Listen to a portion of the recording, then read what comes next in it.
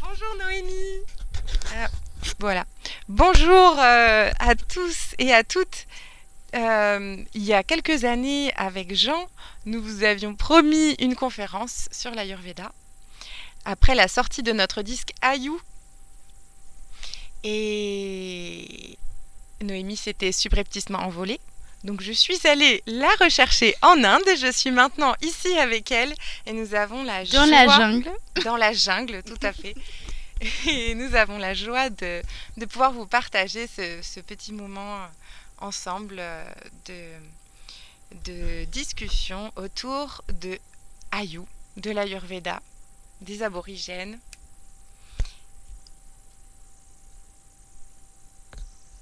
Et je vous laisse entre les bonnes mains et la bonne voix de Noémie, qui est donc, je le rappelle, docteur en Ayurveda, en naturopathie, qui a créé l'association Sadhana en France, l'ONG Pranayou également, dont on parlera à la fin, puisque l'association d'or et de paille est marraine de Pranayou, et que nous soutenons cette ONG avec les disques Ayou que nous vendons et les concerts que nous faisons avec Jean et avec d'autres, puisque c'est devenu maintenant une compagnie, la compagnie d'or et de paille. Et donc voilà, vous pouvez retrouver les écrits de Noémie qui a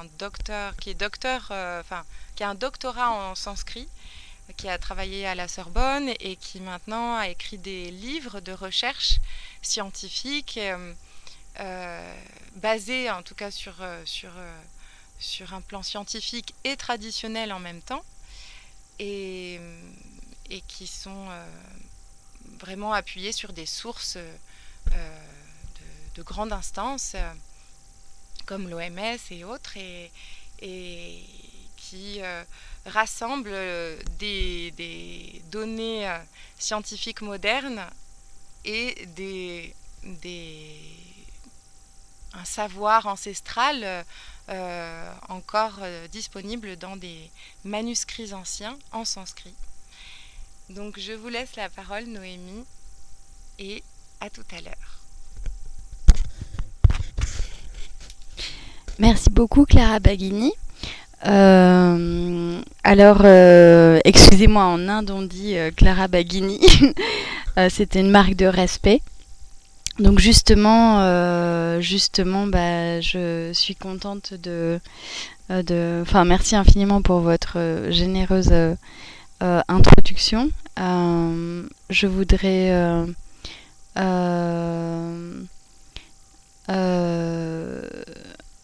dire que Clara est aussi une personne extrêmement importante pour nous, importante pour l'ONG de Pranayou. Elle a beaucoup donné dans sa vie pour l'Ayurveda, pour faire exister cette médecine en tant qu'étudiante, en tant que patiente, et du coup c'est une vraie ambassadrice de l'Ayurveda, qui inspire beaucoup de gens par la profondeur de son être et par la lumière de sa santé. Et vous la connaissez très très bien, la plupart d'entre vous, et si vous la connaissez pas, il faut que vous la connaissiez, il faut que vous écoutiez sa musique, qui est un médicament, et il faut que vous alliez à ses côtés, parce que par sa présence, elle soigne les gens, par son être, par son ethos, par ses petites mains et par son grand cœur aussi. Et voilà, et on la remercie beaucoup. Elle a beaucoup donné dans l'ONG, avec Jean aussi. Ils ont tous les deux beaucoup donné, ils sont venus tous les deux, ils ont été vraiment des très grands ambassadeurs ici. Jean aussi a énormément aidé, il a été d'un immense courage pendant un mois, à participer à beaucoup de choses, voilà. Donc en tout cas, on les remercie énormément. Et on pourrait en dire plus, mais ce n'est pas l'objet aujourd'hui. Donc, dans la tradition indienne, on fait des prières, comme dans la tradition, comme dans toutes les traditions du monde, on fait des prières. Et on voulait commencer par une petite prière. J'ai pensé à une petite prière qui pourrait être bien. Je vais vous la chanter en sanskrit. C'est Raga Diroga Satatanu Shaktan Ashesha Kaya Prasrityan Ashesha Autsukya Moha Ratidan Jagama Yopurva Vaidya Yonamastu Tasmai. Et donc, cette prière, c'est une prière qui invoque une salutation au premier médecin, en fait, au premier des médecins, au premier médecin, on pourrait dire, de l'Ayurveda. Et en histoire contemporaine, on dit que l'Ayurveda est probablement né dans le berceau de la civilisation de l'Indus, qui est une civilisation qui date du tout début du néolithique. Et du coup, ce médecin de la civilisation de l'Indus, les médecins traditionnels de l'époque, c'était des grands yogis, c'était des grands pratiquants du yoga. Et c'était des moines itinérants, anachorètes, qui en fait allaient de ville en ville, restaient dans des villes, et ils restaient dans les villes en fait pour soigner les gens. En fait, ces moines, il n'y avait pas de différence entre un être normal et un moine. C'était les moines qui soignaient les autres êtres. Et ils écoutaient la population, ils étaient des enseignants, ils étaient des conseillers, ils résolvaient les conflits, et ils avaient toute la connaissance de la médecine, plus de tous les textes sacrés, de toutes les sciences, parce que la médecine implique la psychologie, la neurologie, même la chirurgie, en vérité, puisque c'est là que toute la chirurgie de l'humanité est née aussi. Tous les instruments que utilisent les chirurgiens actuellement, en fait, ils viennent de l'Ayurveda, ils viennent de l'Inde. C'est là où se faisaient opérer les pharaons d'Égypte venaient en Inde se faire opérer. Enfin voilà, c'est une médecine qui a toujours fait une immense autorité. Et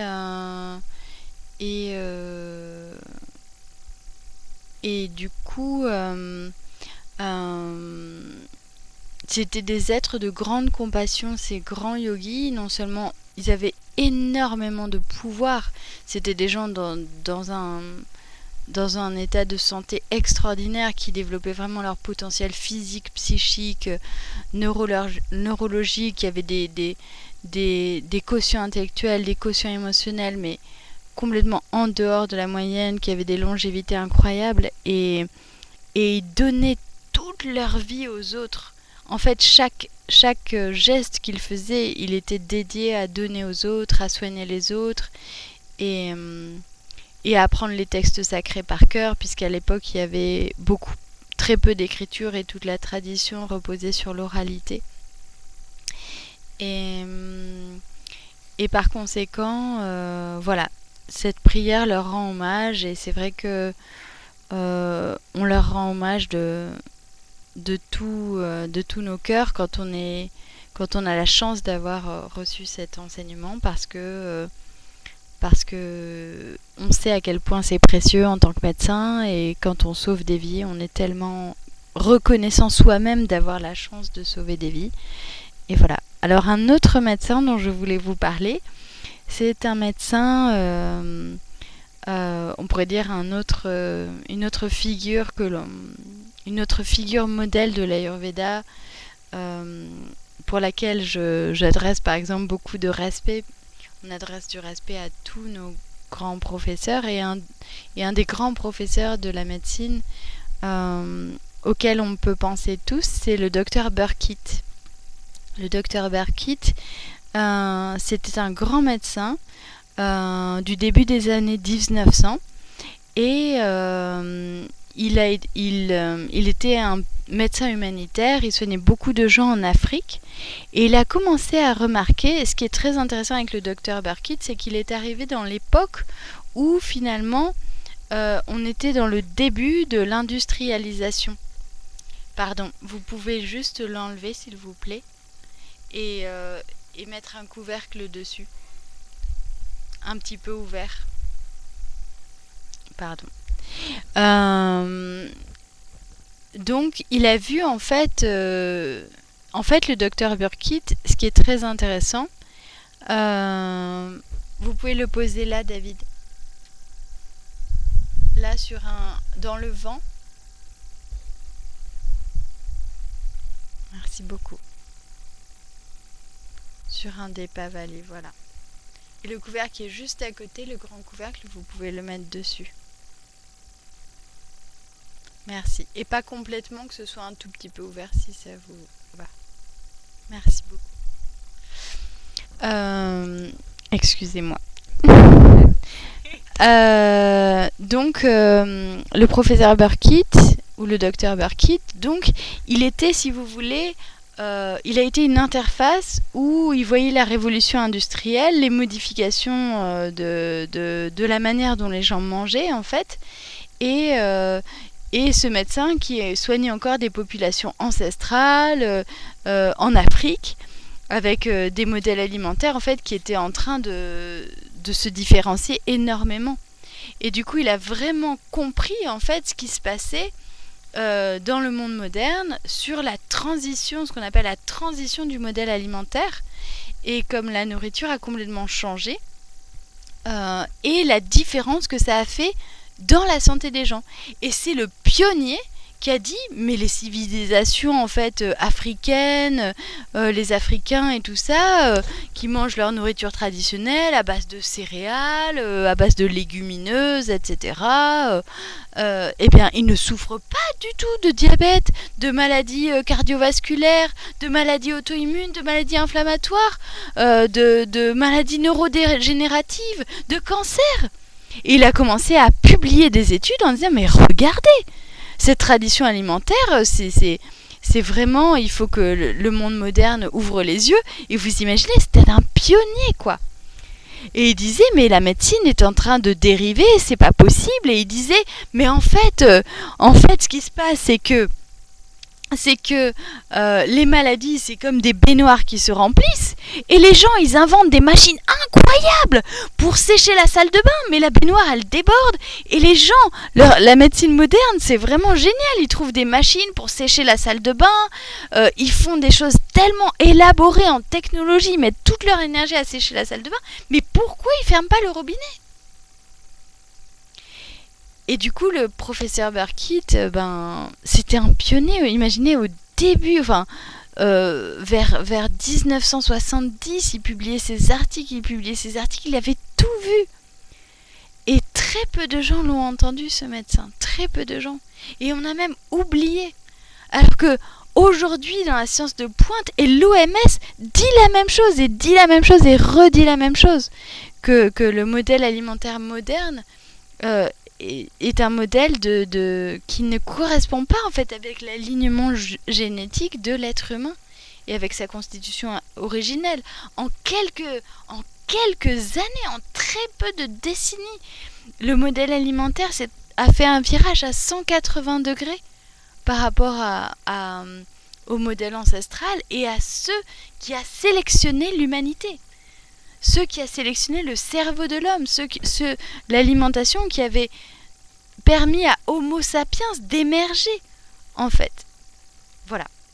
Donc c'est l'histoire du docteur Burkitt que je voulais raconter. Après, notre petite histoire à nous, c'est que, voilà, Clara l'a dit, ça fait quelques années que je suis médecin, bientôt 20, et du coup, J'ai eu énormément de chance d'avoir des merveilleux professeurs, des merveilleux patients, des merveilleux gens pour nous épauler et pour voilà, parce on a fait une petite association pour fabriquer nous-mêmes tout ce dont on avait besoin pour que ce soit très pur pour nos patients. Et du coup, grâce à cette synergie merveilleuse, on a vu tellement de miracles en fait.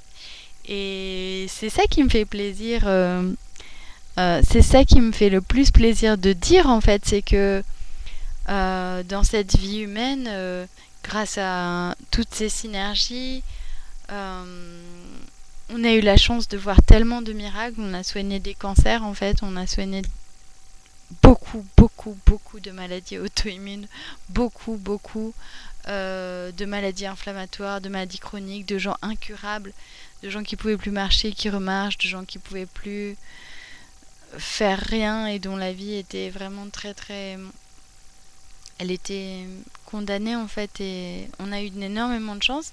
Et du coup, à chaque fois que je parle, je suis heureuse d'annoncer cette bonne nouvelle que en fait, les lois de la nature sont parfaites et qu'il y a tellement de choses simples à savoir et qu'on peut tellement soigner les gens de manière simple. Et avant que Clara enchaîne avec une question, et j'avais envie de vous donner un autre mantra, et qui était le mantra qui a vraiment qui était le fil conducteur de l'écriture de cette conférence, puisqu'en fait cette conférence je me suis pas enfuie, j'ai écrit plein de pages pour cette conférence, et c'est juste que la technologie m'a un petit peu échappé des doigts, puisqu'on vit dans la jungle. Et ce mantra que je voulais être le fil conducteur d'aujourd'hui, c'est Anada Bettine Sarina Nadi. Et c'est une phrase magnifique dans la langue du Karnataka. Le Karnataka, c'est donc là où on est. Aujourd'hui, on est dans la jungle, dans une jungle du Karnataka. Dans une jungle primaire où il y a encore les derniers éléphants, les derniers tigres, des jaguars, des léopards, des animaux magnifiques et qui vivent en fait très paisiblement les uns avec les autres. Et du coup, dans cette jungle, il y a cette phrase qui résonne. Et cette phrase, elle nous raconte que... elle nous dit tout simplement une montagne de céréales. C'est-à-dire une montagne de riz ou une montagne de petits pains ou de petites galettes ou de petits pancakes ou même une montagne de pâtes. Pourquoi pas une montagne de céréales en tout cas. Et une petite rivière, juste une petite rivière de sauce de légumineuses ou de dalles, de lentilles. Voilà.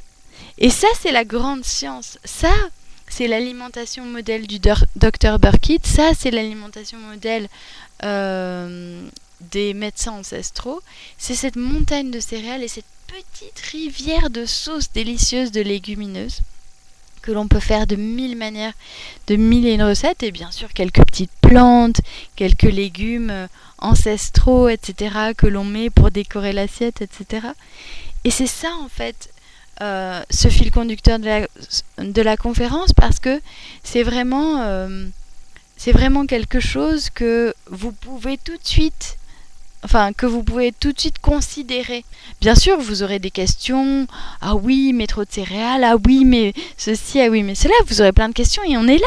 On va y répondre une par une. On va éclaircir tous vos doutes. On va expliquer pourquoi ça marche, comment ça marche et comment on a vu à quel point c'était puissant et ça pouvait être puissant. Après, bien sûr, en médecine, on explique aussi que tout est médicament, tout est poison, tout dépend de la dose et tout dépend du moment. Et c'est vrai qu'en médecine, vous savez, dans l'Ayurveda, on accepte toutes les contradictions. C'est-à-dire que si votre modèle alimentaire, c'est différent, mais c'est très bien, votre modèle alimentaire, il est sûrement très bien, et on peut juste en apporter des modifications en fait beaucoup plus simples que ça, ne pas le révolutionner et passer à des choses qui vous paraissent difficiles, parce que chaque personne est différente, chaque climat est différent, chaque circonstance est différente, mais quand même, la majorité de vos ancêtres mangeaient des montagnes de céréales et des rivières de légumineuses, avec des petites décorations de l'assiette, de petites plantes qu'ils appelaient des légumes ou qui sont des légumes sauvages et qui peuvent ressembler à vos légumes quand ils sont de très bonne qualité. Et voilà, et ça, on sait que dans les climats tempérés, c'est le modèle alimentaire, en fait, de toutes les civilisations qui vivent entre l'équateur et le 45e degré, c'est-à-dire qu'à 98% des calories de toutes les civilisations des climats tempérés étaient obtenues par ce modèle alimentaire, en fait. Voilà. Donc, à vous, Clara, qu'est-ce que vous voudriez nous demander aujourd'hui ? Par rapport à ce que vous venez de dire, la société industrielle, de ce que j'ai compris, a effectué des changements dans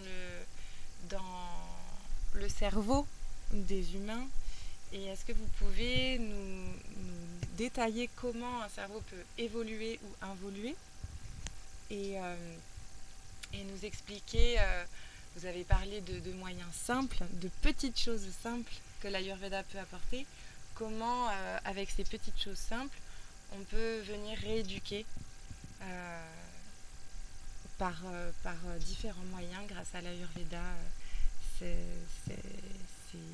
notre cerveau, notre corps, et même si voilà, moi j'ai pu expérimenter sur une dizaine d'années comment rééduquer, que ça peut prendre un très longtemps, mais en tout cas d'avoir quelques pistes pour aider peut-être des personnes qui ont envie de tirer des premiers fils chez eux.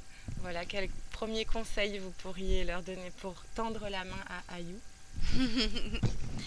Alors, merci beaucoup Clara pour votre si belle question. Du coup, vous me tendez la perche d'Ayou. Donc Ayou, c'est le nom du disque. Le nom du disque qui nous réunit, qui nous donne la chance d'avoir cette conférence aujourd'hui. Donc comme je vous disais, Clara, et puis du coup grâce aussi à Jean et à sa grande virtuosité, ils vous ont fait un disque qui est magnifique. Je pense sincèrement que de tous les disques et de toutes les musiques, cette musique c'est vraiment un médicament.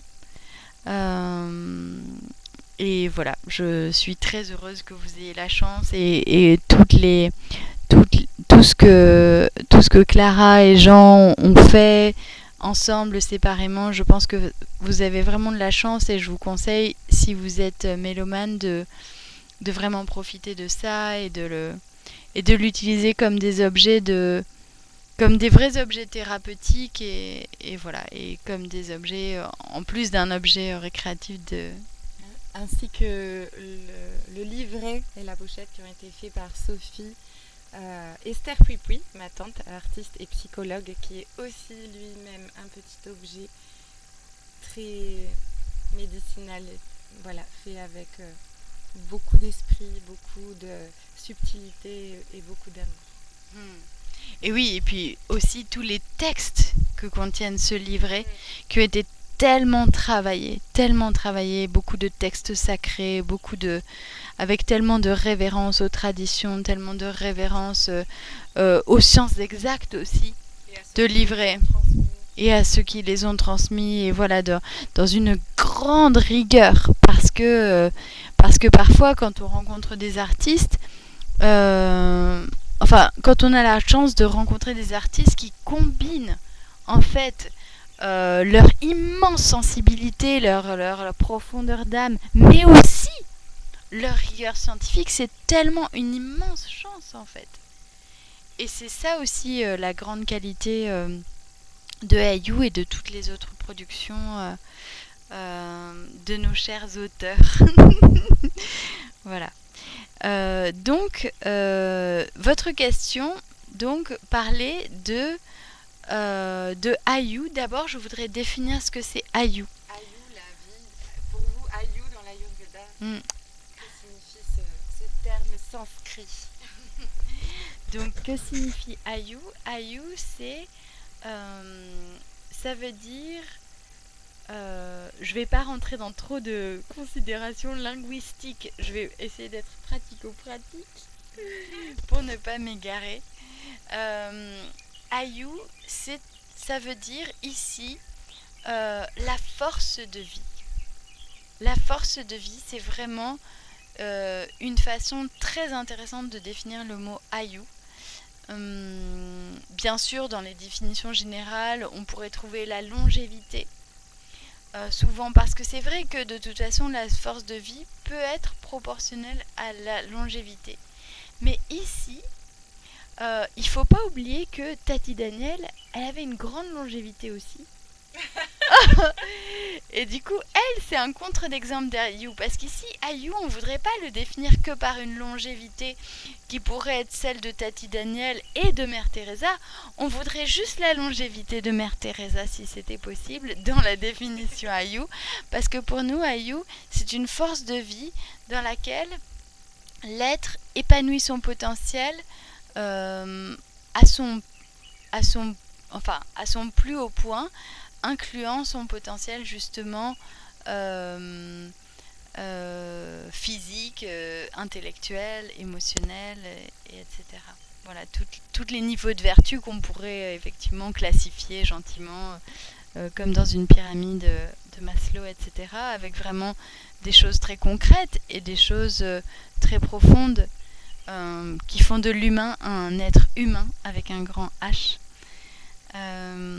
Voilà, donc ça pourrait être notre définition de Ayu aujourd'hui. Bien sûr, on pourrait en parler beaucoup plus, mais concrètement, en fait, qu'est-ce qu'on est en train de dire ? On est en train de dire que la meilleure médecine, celle qui éteint vraiment le robinet, elle éteint le robinet de la cause physique des maladies quelque part, mais elle éteint aussi le robinet de qu'est-ce qui conduit l'homme à se rendre malade. Parce qu'éteindre le robinet en lui disant quelle est la solution pour arrêter de se rendre malade, mais quelle est la solution pour déprogrammer l'instinct qui nous fait être attirés par les choses qui nous rendent malades. Parce que qu'est-ce que c'est que la maladie ? Prenons une maladie commune, le cholestérol. Avoir du cholestérol et avoir des problèmes cardiovasculaires, c'est être addict aux éléments qui contiennent du cholestérol. Avoir un cancer, c'est ni plus ni moins qu'en fait d'avoir une addiction à des produits cancérigènes ou des produits qui vont générer des microbiotes, un microbiote, des bactéries en nous qui vont créer des toxines cancérigènes. Parce que n'oublions pas que l'aliment lui-même peut contenir l'élément, mais que l'aliment lui-même est aussi précurseur d'un microbiote qui peut nous être soit favorable, soit défavorable. Est-ce que c'est simple ? Ça vous va ? Ok. Vous me dites si c'est pas clair. Et du coup, ce qu'on voit de surcroît, c'est que dans toutes les sciences de pointe sur le microbiote, c'est que notre microbiote, en plus de notre cerveau qui va pas forcément comprendre ce qui est bon pour lui, notre microbiote, quand il devient trop pathogène, il donne des désirs, des aliments qui le nourrissent, lui, microbiote pathogène, en fait.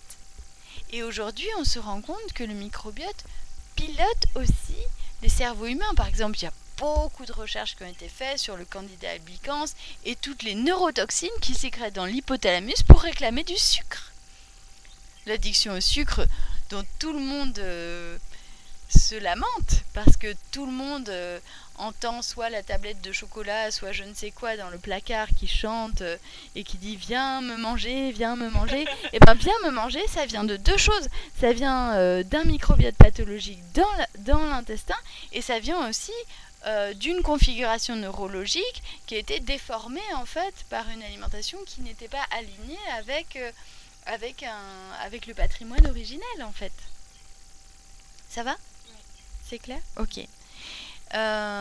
Et du coup, Ayu, c'est l'objectif d'un médecin qui veut restaurer chez le patient le programme neurologique et le programme du coup microbiotique qui va lui permettre petit à petit d'être complètement autonome dans sa santé parce que tout à coup il va faire cette chose miraculeuse que je ne peux pas vous montrer trop avec mes mains, d'alignement, si j'y arrive, d'alignement entre les désirs et le besoin. Pourquoi on est malade ? Parce que on n'a pas l'alignement des désirs et des besoins.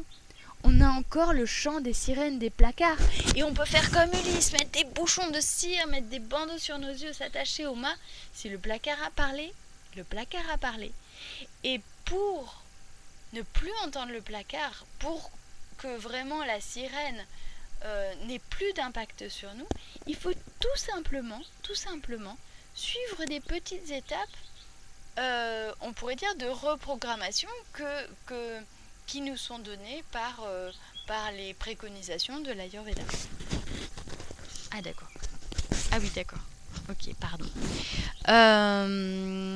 Donc, l'objectif d'un médecin ayurvédique, c'est de restaurer chez un individu la notion de Ayu, qui est son instinct de survie, son instinct de vie et son instinct de santé. Parce qu'en fait, il y a 3 degrés. soit on survit, soit on vit pleinement, soit on survit. Enfin, on survit, mais par le surpassement justement de tous ces potentiels et l'éveil de tous ces potentiels dormants dans l'individu. Parce qu'aujourd'hui, l'objectif d'un occidental, ce serait de plus avoir mal, alors que l'objectif d'un médecin ayurvédique, ce serait que le patient devienne aussi puissant qu'il peut le devenir. C'est-à-dire que l'Ayurveda, quand on en fait depuis longtemps, eh bien, on peut observer vraiment des choses absolument surprenantes dans son corps et des choses qu'on n'espérait même pas. Et c'est ce que je dis aux patients. Vous venez ici pour résoudre vos symptômes, mais vous aurez des fruits au-delà de vos espérances. Parce que vous ne pouvez même pas imaginer ce que votre corps cache comme potentiel.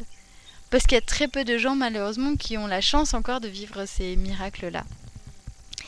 Et ce qu'on voulait dire sur Ayu, c'est aussi que Ayu, du coup, c'est beaucoup de promesses et beaucoup de choses, mais on a encore des modèles vivants de Ayu. Alors, outre les anciens patients, du coup, qu'on peut avoir et qui ont eu la chance de suivre tout ça, ou même les nouveaux qui sont très chevronnés dès le départ, outre les patients qui peuvent le vivre et en témoigner, on a aussi quelque chose d'extraordinaire qui peut encore en témoigner. On a les aborigènes.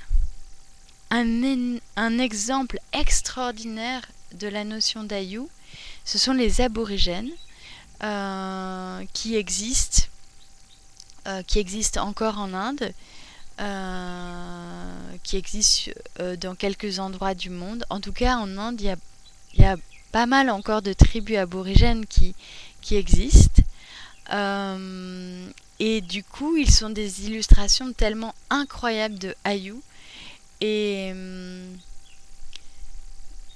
ce sont des gens, voilà.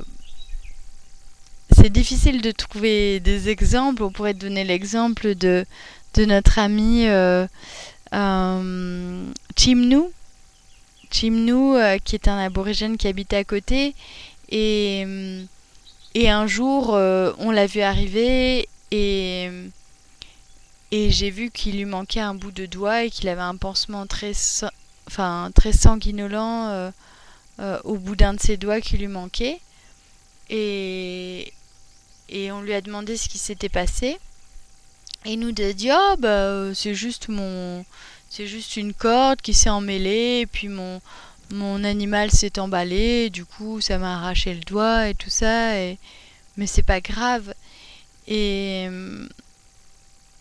vraiment, on sentait que vraiment il était inébranlable par rapport à ça. Et cet homme, c'est une montagne de courage, c'est une montagne de puissance. Il traverse la forêt, il sait faire sa maison tout seul. Son papa savait être complètement autonome nutritionnellement. Avant, ils plantaient leurs grains. Donc ils ont des puissances, enfin pour vous, ça vous semble facile de dire ah bah oui, si on se donne le temps de construire sa maison, si on se donne le temps de planter ses grains, on peut le faire. Mais en vérité, quand vous serez enfin si vous êtes devant le truc, en vérité c'est extrêmement dur. C'est extrêmement dur de vivre quand on est habitué de vivre sans eau potable et de devoir aller la chercher à 5 km sur sa tête. C'est extrêmement dur de construire une maison tout seul avec ses mains. Et de pas avoir peur et tout ça, et de vivre dans la pleine nature sauvage, et de vivre en autonomie et de survivre en faisant pousser ces céréales chaque année, de savoir les conserver, de savoir faire des récipients pour conserver les céréales sans qu'elles s'abîment, de conserver tous les aliments pour l'année, et de survivre, de faire survivre ses familles, de faire survivre ses troupeaux. Mais on n'imagine pas la puissance en fait qu'il faut pour être un aborigène. En fait, et les gens qui viennent ici de France, souvent mes patients me disent oh, on aimerait bien venir. Alors je serais très émue qu'ils viennent, mais parfois je m'inquiète pour eux parce que en fait, ne peuvent venir que des gens qui ont déjà pas mal rassemblé de force dans le sens où, alors dans la jungle, bien sûr, ils peuvent venir au village, ils peuvent venir nous voir, nous faire des coucous, tout le monde est hyper bienvenu, surtout vu l'ampleur du travail humanitaire dont on a besoin, ça c'est sûr. Mais quelqu'un venir, ne serait-ce que faire un petit séjour dans la jungle sans parler de faire sa maison et faire ses céréales, ben c'est pas si facile en fait de vivre dans la jungle. Et puis c'est pas si facile aussi d'accepter que finalement on va passer 2 heures dans la journée à aller chercher de l'eau, qu'on va passer 5 heures dans la journée à mettre de la paille, parce que ce ne sont pas non plus les activités qui redorent le blason des attentes sociétales en fait.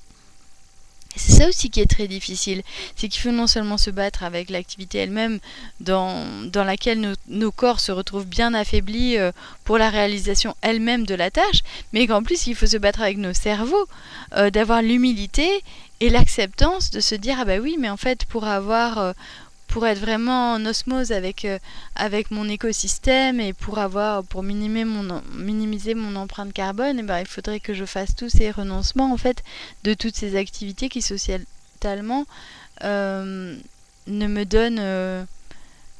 donnent pas tellement de valeur. Merci Clara. De valeur, de valorisation, comme vous dites. Donc voilà. Bon, l'aborigène, lui, il n'a pas le choix. Enfin, il a plus ou moins pas le choix. Mais quand même, s'il est encore dans la jungle, c'est qu'il n'est pas parti en ville. Donc c'est qu'il avait le choix quand même, un peu. Et donc il est vraiment très puissant. Et il connaît la valeur de ça. Et je pense que les grands yogis qui ont écrit les textes d'Ayurveda, la science de l'Ayurveda et la science, beaucoup de sciences de la neurologie, etc., qu'on a pu étudier, autant je suis très très très en grande admiration et en grande révérence pour eux, autant le docteur Burkitt et l'OMS, j'ai énormément de révérence pour eux, mais autant mes amis aborigènes, j'ai autant de révérence et je pense que ce sont tous des grands maîtres et que voilà, ils peuvent tous nous enseigner. Et donc c'est eux qui incarnent aujourd'hui, on pourrait dire, le mieux avec d'autres individus bien sûr extraordinaires, mais la notion de Ayu, la notion voilà de cette grande puissance. Voilà. D'accord, oui, merci beaucoup. Chère Bhagini, chère Noémie, 2 choses que je retiens pour nos chères auditrices et auditeurs. Avec ma question de tout à l'heure, dans vos réponses, je retiens le fait de s'inspirer de ces aborigènes qui détiennent ce secret de Ayu encore très vibrant dans leur cœur. Et du coup, je vous inviterai bien à parler de l'ONG qui soutient justement tous ces aborigènes, toutes ces forêts, toute cette biodiversité dans la nature comme dans nos ventres. Et et de nous raconter qu'est-ce que l'ONG fait pour tout cela, qu'est-ce que les personnes qui ont envie de soutenir l'ONG peuvent faire aussi. Et, et la deuxième petite chose, c'est pour nous occidentaux qui ne sommes pas prêts à faire tous ces renoncements pour avoir cette vie aborigène comme notre ami Chimnú, et qui en sommes encore très loin, qui avons développé d'autres choses aussi qui sont intéressantes pour le monde, mais sur lesquelles, à mon sens, il ne faudrait pas s'arrêter, mais continuer à utiliser ces connaissances pour cette conscience, en fait, pour aller plus loin. Quels conseils vous nous donneriez pour faire les premiers petits pas, voilà, sans se sentir dépassé par le travail et le chemin immense à faire pour en arriver jusque-là, vu la société dans laquelle nous vivons et qui rend difficile, très difficile la tâche de vivre comme Chimnú aujourd'hui, plus toutes nos addictions, etc. Est-ce qu'il y a des petites marches? Est-ce qu'on peut se rapprocher d'Ayou sans tout de suite aller dans cet extrême de pureté? Alors bien sûr, il y a plein de petites marges, de petites solutions. Une des solutions, ça pourrait être... Alors la première solution, en fait, c'est déjà de se dire qu'il faut se faire à manger soi-même. Et je tiens à vous préciser que les petits moments de suspension de la conférence, c'était pour le repas du coup qui se prépare en même temps à côté sur le feu. Oui, le sacro-saint repas a lui-même interrompu la sacro-sainte conférence. Donc du coup, il y a une autre étude qui est très intéressante, après celle du Dr Burkitt et les autres qu'on a abordées, c'est l'étude des Blue Zones, pour répondre à la question de Clara. L'étude des Blue Zones, c'est au début un journaliste, je crois, de National Geographic, qui a décidé de faire un super article sur les zones dans le monde où les humains ont la plus grande longévité. Et du coup, il a repéré plusieurs endroits dans le monde. Donc, bien sûr, la fameuse île au Japon de la grande longévité. Ils ont repéré un endroit en Crète, ils ont repéré un endroit à Loma Linda aux États-Unis, et ils ont repéré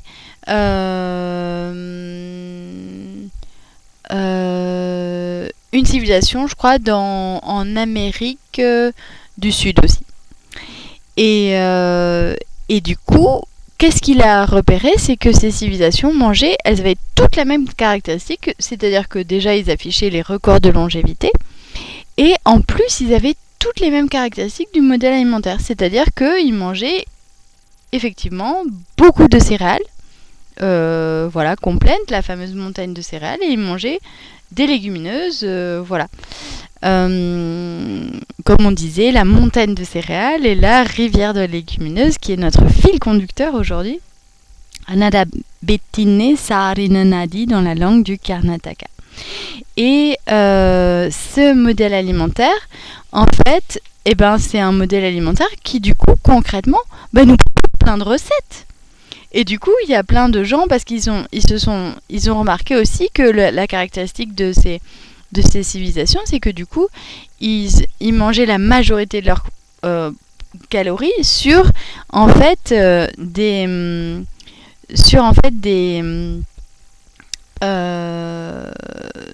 produits en fait plutôt dénués de protéines animales, clairement.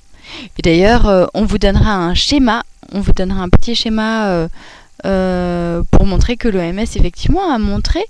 Ils ont fait un très très joli graphe qu'en fait qu'il y avait un rapport de proportionnalité exact entre la consommation de produits animaux et la survenue de maladies telles que toutes les maladies modernes, le cancer, les maladies auto-immunes, etc. Donc moins on mange de produits animaux dans notre alimentation, plus on mange de produits végétaux en fait, plus on prend nos calories à partir de végétaux, tout simplement, plus on profite des protéines végétales qui sont dans le riz, dans le tofu, dans les légumineuses, dans toutes les céréales, complètes, pas complètes, dans toutes les farines, etc., ou même dans plein de légumes, dans les pommes de terre, dans les patates douces, dans les potirons, etc. Donc quand on profite de tout le panel des protéines végétales, en fait, on affiche moins de risques, en fait, statistiquement d'après l'OMS, et puis d'après donc l'étude des Blue Zones, on est déjà protégé de toutes les maladies modernes, en fait, tout simplement. Et du coup, ce qu'il faut pratiquement, c'est être créatif et s'acheter des livres de recettes sur ces modèles alimentaires-là. Notamment, on pourrait très bien essayer de voir quels sont... Il faudrait qu'il y ait un bénévole parmi nous qui nous trouve pas mal de livres de recettes qui sont bien et qu'on vérifie qu'ils soient bien. En tout cas, des trucs sur les Blue Zones et des trucs sur l'alimentation végétale. Alors, aux États-Unis, ils ont labellisé un certain modèle alimentaire et qu'ils ont appelé le Whole Carbohydrates Plant-Based Diet. Donc c'est-à-dire que c'est un régime basé sur les plantes, enfin basé sur le végétal surtout, à partir de beaucoup d'hydrates de carbone.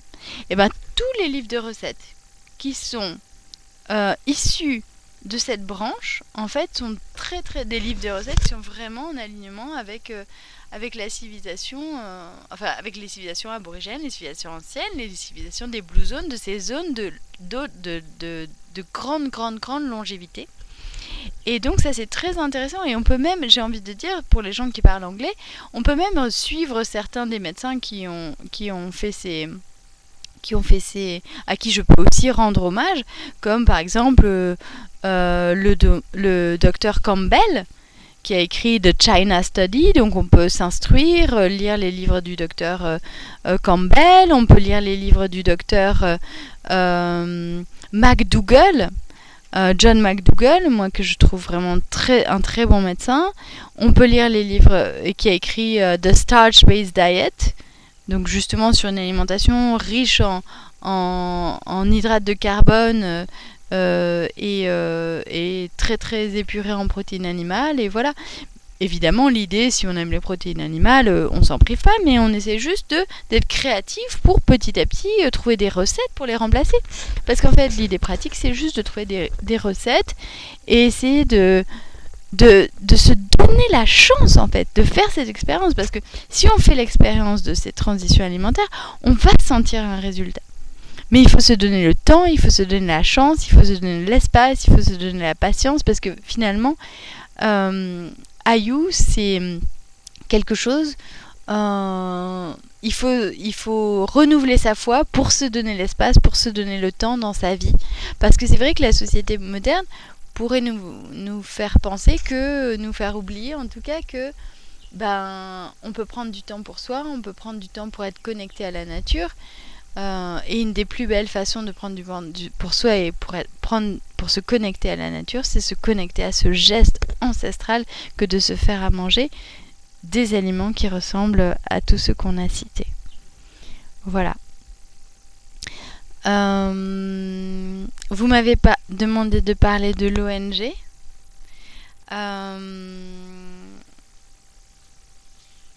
Oui, je voudrais partager du coup que j'ai pu voir de mes propres yeux hier et avec beaucoup d'émotion avec David et notre frère Manish. Nous sommes allés dans une ferme d'aborigènes. Un village de 9 maisons, c'est ça. Apporter en urgence du riz rouge, du millet, des haricots, du sésame pour essayer de remplacer l'huile aussi qui est donnée par le gouvernement, ou en tout cas des produits qui les rendent malades et qui les amènent à être dans une malnutrition et à perdre de leur force, Ayou justement, euh, et de leur pouvoir, et eux qui ont tant à nous donner par leur connaissance. Eh bien, je vous invite à nous soutenir et à les aider, parce que j'ai pu vraiment vivre cette expérience de partager avec eux ça. Et s'il y a le moindre grain qui tombe, pour eux, c'est comme un dieu, en fait. Ils ont tellement de respect pour les grains qu'on leur apportait, et puis pour l'humanité, pour la nature aussi, avec tout ce qu'on voyait, leurs animaux, leurs bœufs, c'était vraiment magique. J'ai peu de mots et je suis encore sous l'émotion. Mais en tout cas, voilà, il y a vraiment... j'ai envie quand même de partager avec le sourire de l'espoir qui vibre très fort en moi avec Ayou, qu'il y a des choses vraiment graves qui se passent dans le monde, que nous, on ne s'en rend pas compte, vraiment. On ne s'en rend pas compte. Mais il y a des choses graves, parce qu'il y a des choses qui sont en train de mourir derrière beaucoup de paillettes, en fait. Donc, voilà, je vous laisse avec Noémie pour savoir, mais je voulais vous partager mon expérience encore chaude d'avoir pu voilà, apporter ces petits grains de riz et recevoir aussi un petit peu de leur Ayou.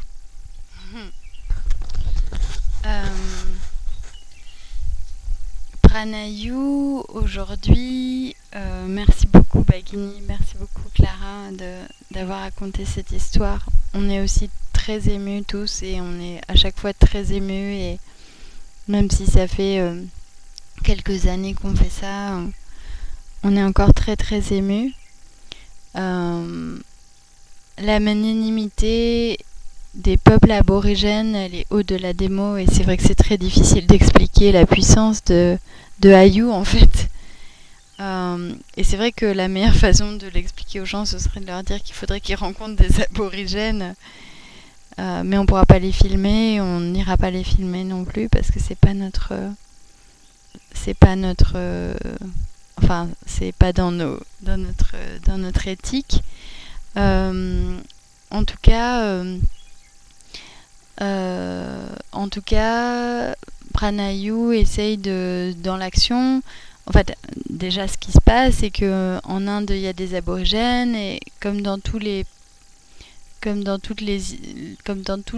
chapitres de l'histoire de l'humanité, sous beaucoup de latitudes, les aborigènes souffrent parce que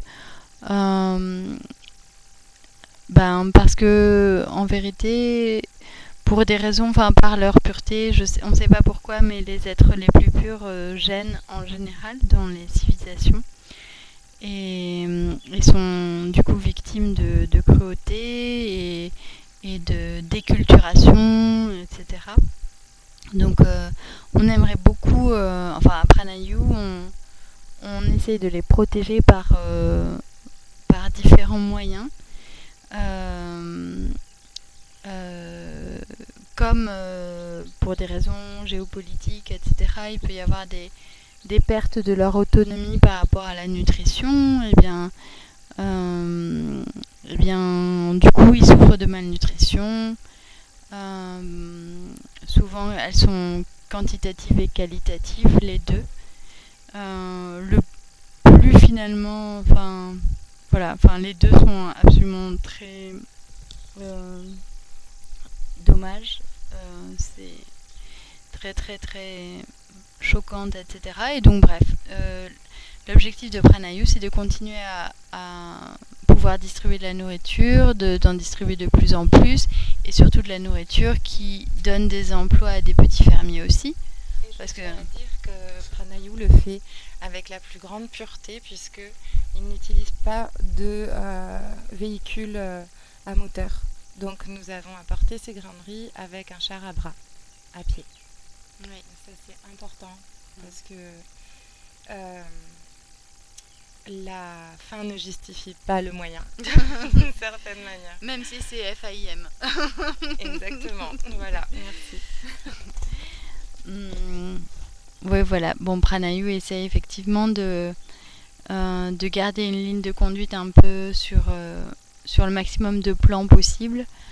Voilà, donc l'idée c'est qu'on donne de la nourriture aux aborigènes, à des familles, de la nourriture très très riche en nutriments, à la fois en quantité suffisante et surtout en qualité qui permet de vite adresser tous les problèmes de déficience pour les rendre les plus forts possibles, pour développer leur système immunitaire, pour les aider à guérir des éventuels maux dont ils souffrent. Et l'idée, c'est pas que de distribuer de la nourriture, c'est de distribuer de la nourriture en leur expliquant, en les soutenant et en étant leurs amis. Parce qu'on distribue de la nourriture, mais en même temps, souvent on leur donne des outils on les encourage à retailler le bois, on leur propose d'acheter leur artisanat et essayer de les encourager parce que progressivement notre objectif c'est que ils reprennent leur autonomie et que la nourriture ne soit plus donnée mais échangée contre leur artisanat et du coup Pranayou prend aussi en charge d'essayer qu'ils aient les bons outils, d'essayer qu'ils aient envie de faire leur artisanat, de leur garantir qu'on va leur acheter ou leur échanger contre de la nourriture, etc. etc. C'est comme les petits fermiers ici. Aujourd'hui, Pranayou, pour les convaincre de les faire en bio, offre des garanties d'achat, etc. Et c'est toute une prise en charge en fait. Si on veut vraiment y arriver, aujourd'hui, il faut qu'il y ait des structures comme ça qui prennent en charge et qui fassent des liens en fait entre les producteurs, les consommateurs, les aborigènes et tous ces gens pour que la société se retisse et parce que si elle est tissée de cette manière, ça va tout changer de l'empreinte carbone et c'est de la manière dont on peut vraiment garantir aux prochaines générations et de maintenir les connaissances nécessaires à la vie, à la survie et à la super vie. C'est pour ça d'ailleurs que vous avez monté une Gurukul. Donc vous pouvez dire un tout petit mot. Donc on a deux projets phares dont on pourrait parler aujourd'hui, enfin deux choses phares que l'on met en place. C'est la distribution des nourritures, donc hier où David et Clara ont très généreusement participé pour donner cette nourriture, lui donner du sens et puis la donner de manière vraiment tellement alignée et respectueuse avec ceux à qui on la donne. Et puis l'autre projet phare, c'est justement d'aider les enfants des aborigènes à aller dans des structures éducatives qui sont adaptées pour eux. Et voilà, et les enfants malades, etc. Donc on a une Gurukul partenaire dans Hubli, pardon. Et on a une Gurukul qu'on est en train de construire à Landa. Ce sera aussi l'orphelinat du coup. Ouais, c'est un orphelinat où voilà, il y aura des enfants d'aborigènes, de locaux, etc.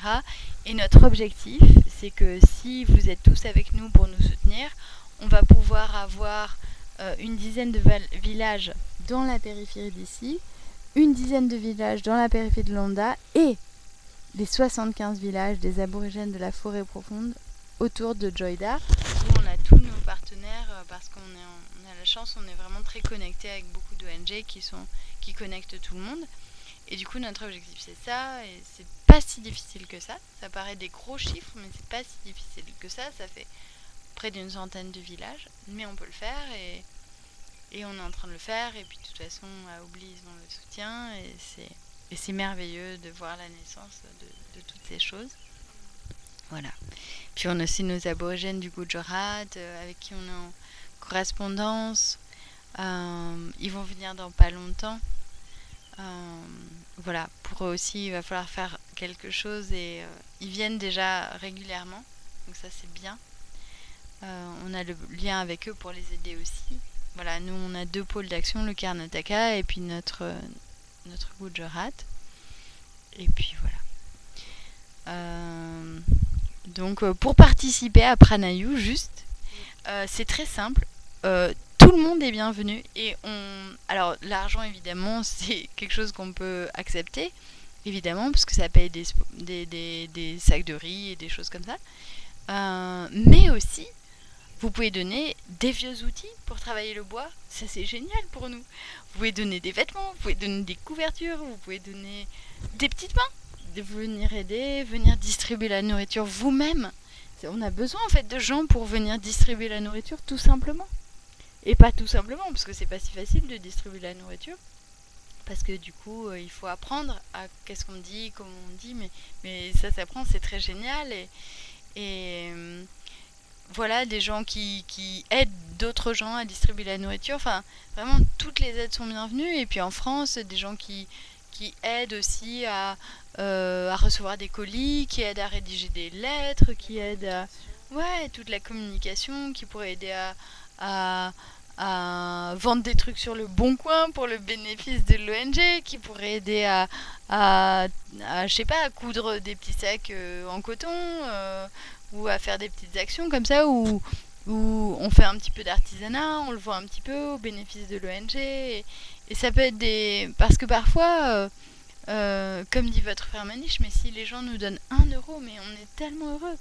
Parce que si cet euro il est fait parce qu'il y a des enfants qui ont fait des dessins qui les ont vendus pour l'ONG, ou il y a une dame qui a cousu des petits sacs avec un drap Emmaüs et qu'elle les a vendus pour l'ONG, on va avoir 10 euros, mais ces 10 euros ils ont été tellement importants. Ils auront payé un sac de riz en plus, et pas un petit, parce que 10 euros du coup on peut acheter, avec 10 euros on peut acheter 8 kilos de riz bio qui refait de la nutrition pour les aborigènes. Vous imaginez 8 kilos de riz bio, et donc c'est vraiment pas rien. Et donc voilà, des choses comme ça, c'est merveilleux aussi. Donc ouais, toutes les participations depuis la France, venir en Inde aussi, tout est vraiment très très bienvenu. Et puis je suis médecin avant tout, et donc ce que j'aime dire c'est que